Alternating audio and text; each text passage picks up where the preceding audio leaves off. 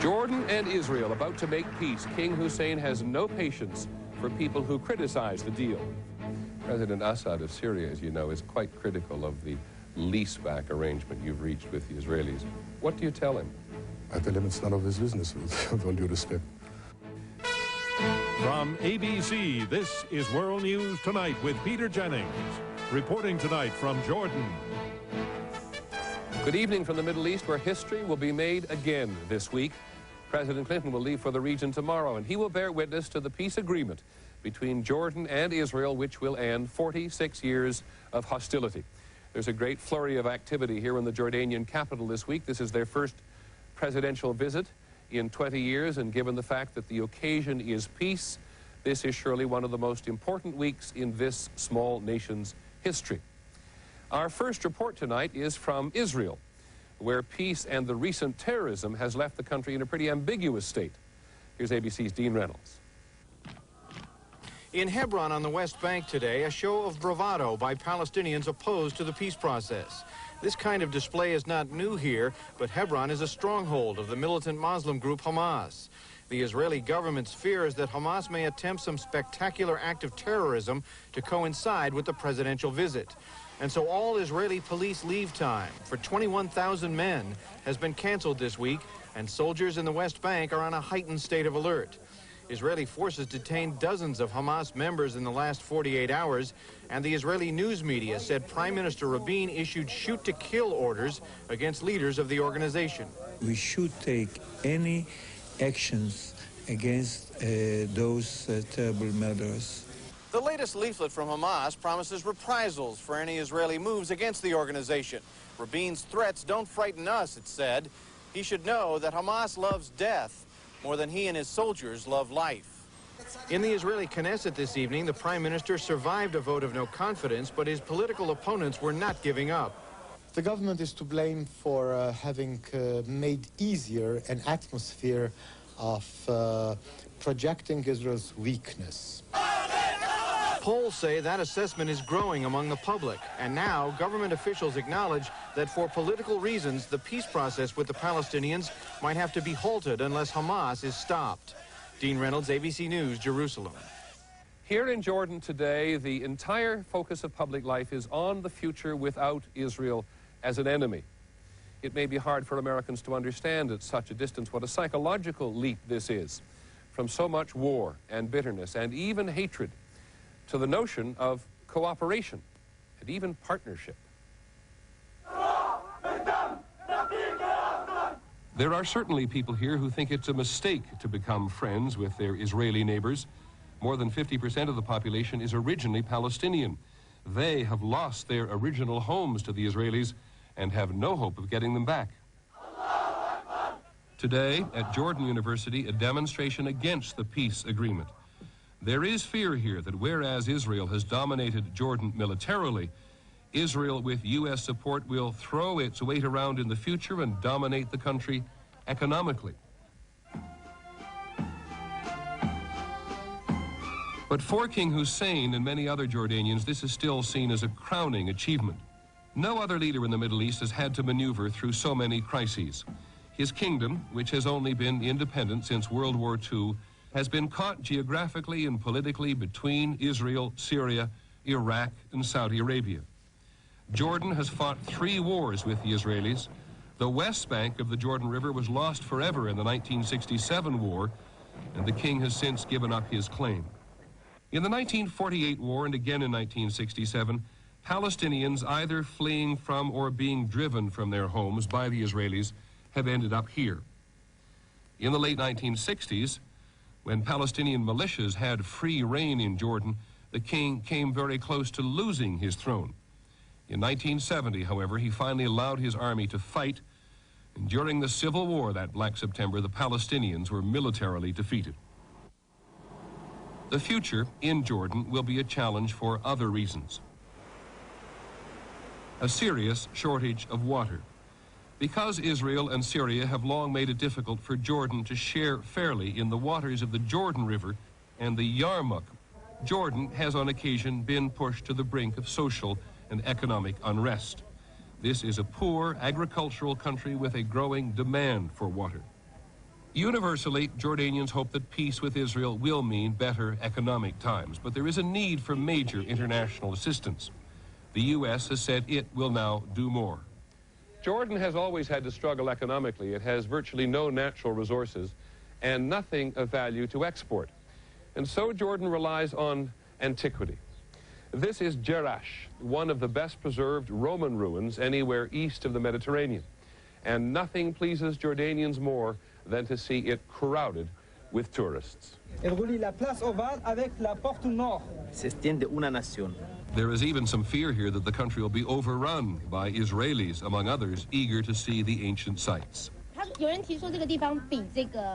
Jerash in the north to Aqaba, with sun and sand on the sea in the south, Jordan relies on tourism.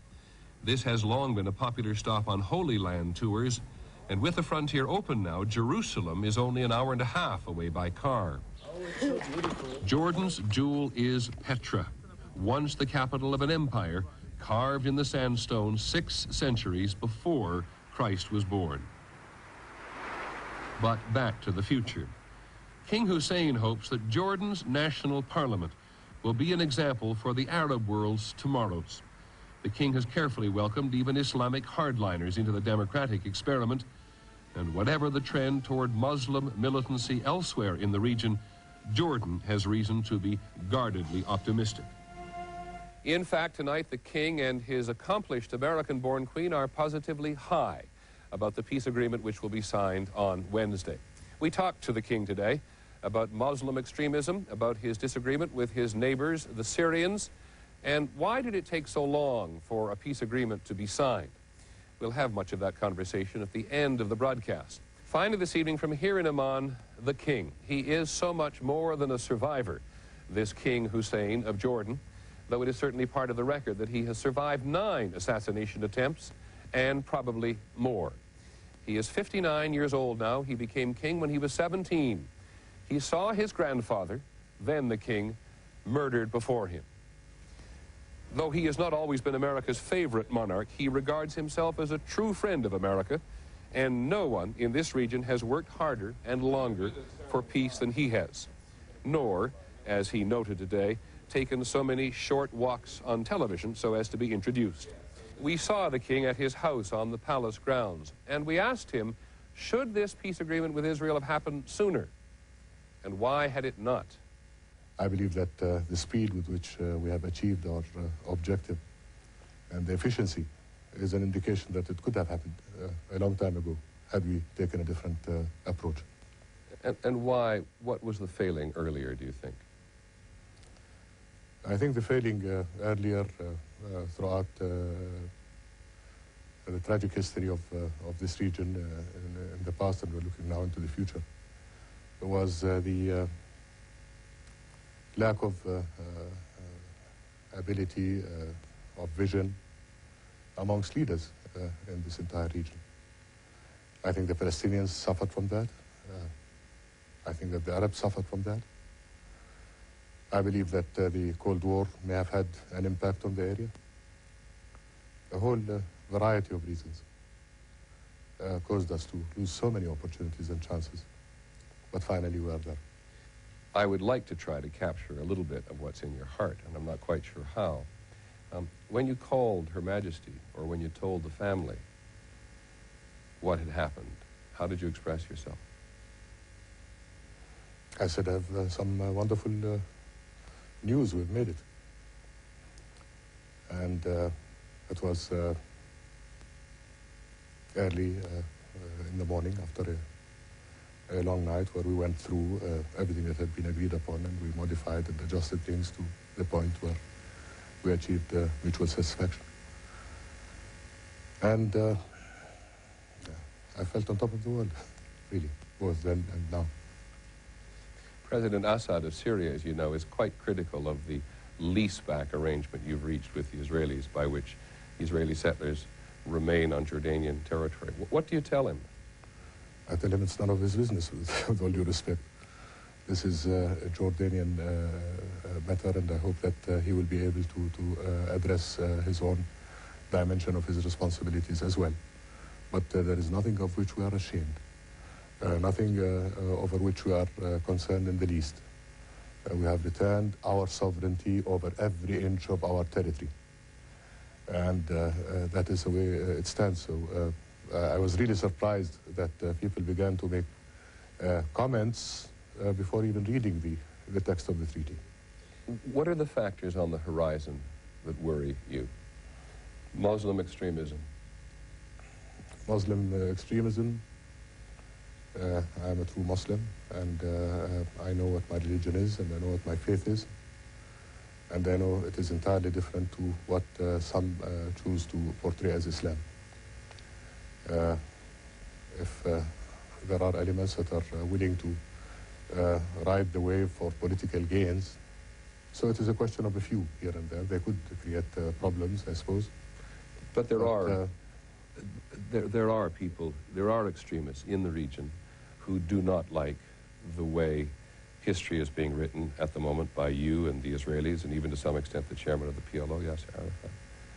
How seriously should their determination to disrupt all this be taken? I think that anyone in a position of responsibility, and people in Jordan, I hope, will take this seriously. And the only answer I can give you is that one has to fear something in life. I fear God, I don't fear man.